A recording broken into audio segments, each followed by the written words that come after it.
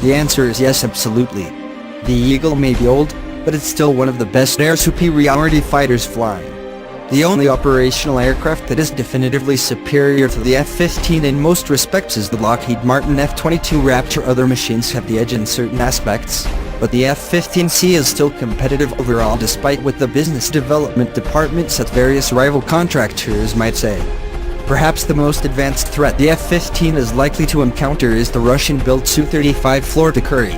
While there are more advanced threats in development, those aircraft are likely to be too to ever become commonplace.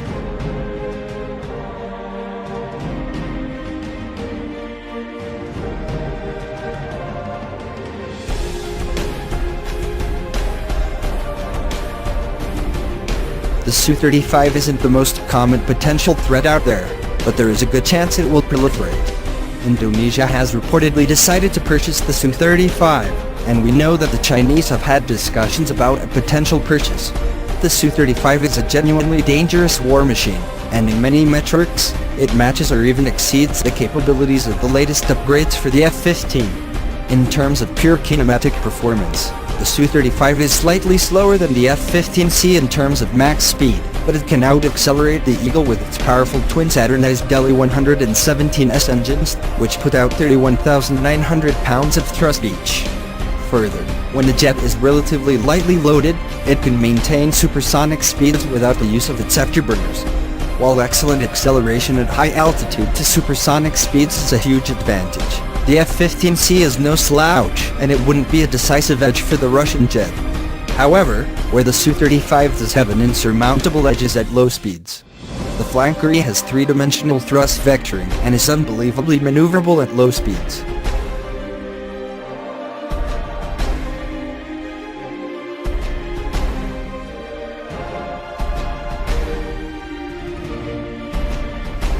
However, given the advent of helmet-mounted cueing systems and high off-boresight missiles like the AIM-9X and Russian R-73, more often than not, close and visual encounters tend to be mutual kill situations, as many pilots can attest.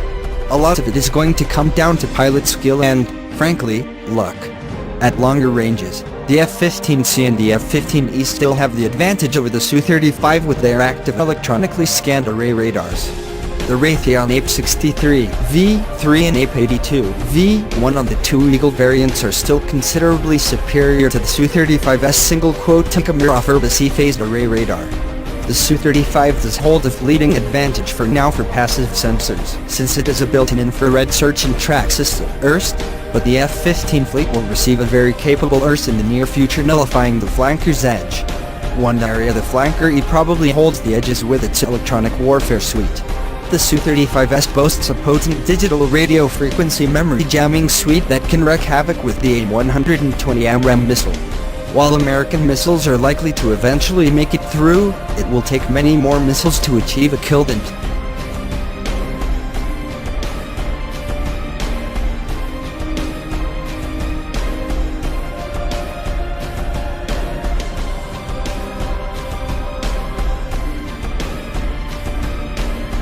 planners were counting on. The Su-35, meanwhile, carries a huge arsenal of air-to-air missiles versus the F-15 fleet's obsolete defensive electronics.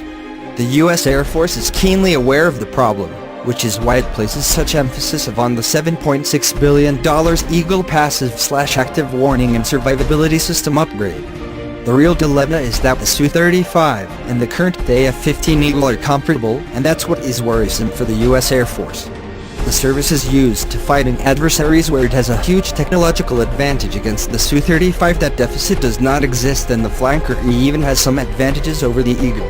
Overall, if all things were equal, even a fully upgraded F-15C with the latest AESA upgrades would have its hands full versus the Su-35. But that would mean the United States would be fighting a war against Russia or some other great power like China. That's not likely to happen. More likely to happen is that a F-15 would run into a Su-35 operated by some third-world despot. The pilots are not likely to have the training, tactics or experience to fight against an American aviator with a realistic chance of winning. further, Russian jets are not exactly known for their reliability. Combine that with poorly trained maintenance crews and lack of spare parts, some random third-world power is not likely to be able to generate a fully operational jet much of the time.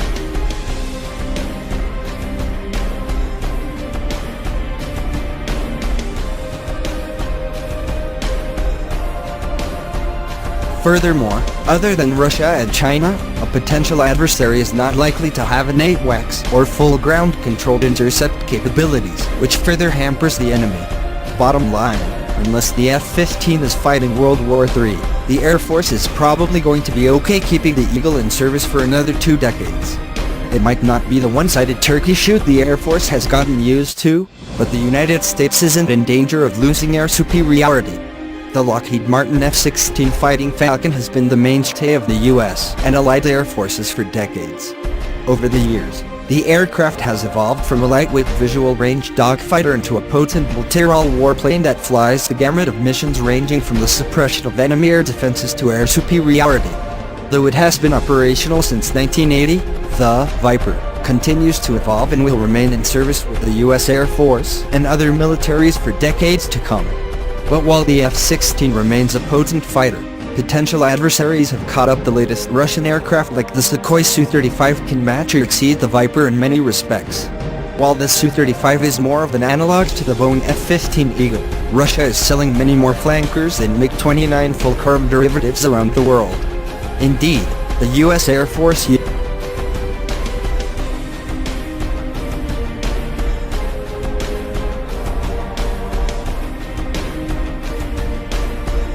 usually has its Red Air Aggressors Replicate Flanker variant, usually the Flanker G, rather than the MiG-29 or its derivatives during large force exercises like Red Flag or Red Flag Alaska.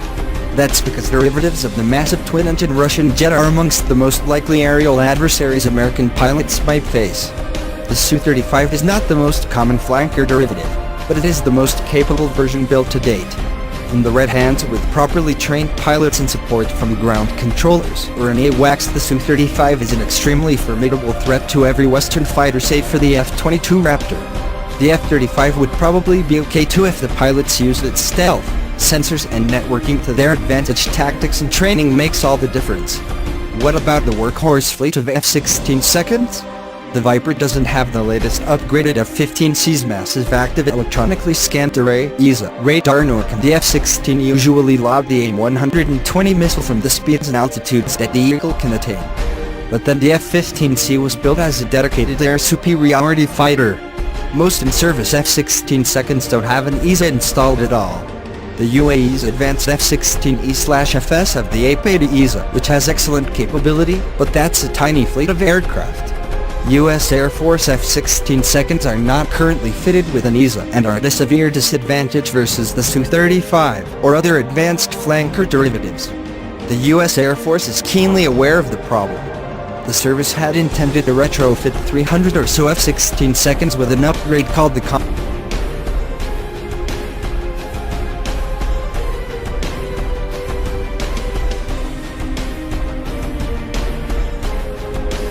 Combat Avionics Programmed Extension Suite, CAPES, but that program was cancelled because of automatic budget cuts known as sequestration. Nonetheless, the Air Force knows it needs to urgently retrofit the F-16 fleet with new radar sooner rather than later. Earlier this year, the Air National Guard issued an urgent operational needs statement calling for an AESA to be installed in their F-16 seconds performing the Homeland Defense mission. The radars are needed to track cruise missiles and other small, hard-to-detect targets. The active Air Force is also aware of the problem and issued a request for information for a new radar for the F-16 fleet in March. That same month, Air Force Chief of Staff General Mark Welsh told the House Armed Services Committee, "We need to develop an AESA upgrade plan for the entire fleet." The U.S. Air Force does not use the F-16 primarily as an air superiority fighter. The air-to-air mission is secondary. The AESA is needed to keep the venerable jet relevant. With an AESA, the F-16 could probably hold its own against the Su-35.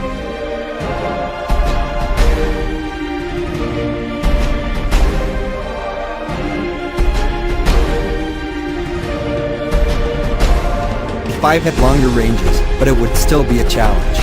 At shorter ranges, it comes down to pilot skill and the performance of each jet's high off-boresight missiles. The advent of missiles like the R-73 and AIM-9X had turned visual range fights into mutually assured destruction scenarios. Mutual kills are not uncommon during training sorties. While the Su-35's thrust vectoring gives it an edge at very low speeds. Mind you, low speeds mean a low energy state. It's not an insurmountable problem for an expert F-16 pilot who knows how to exploit his or her aircraft to the fullest to overcome. The bottom line is that the Su-35 and the other advanced flankers are extremely capable aircraft. The Pentagon's fourth-generation fighter fleet no longer enjoys a massive technological advantage as they did in years past. The United States must invest in next-generation fighters to replace the existing fleet as soon as possible.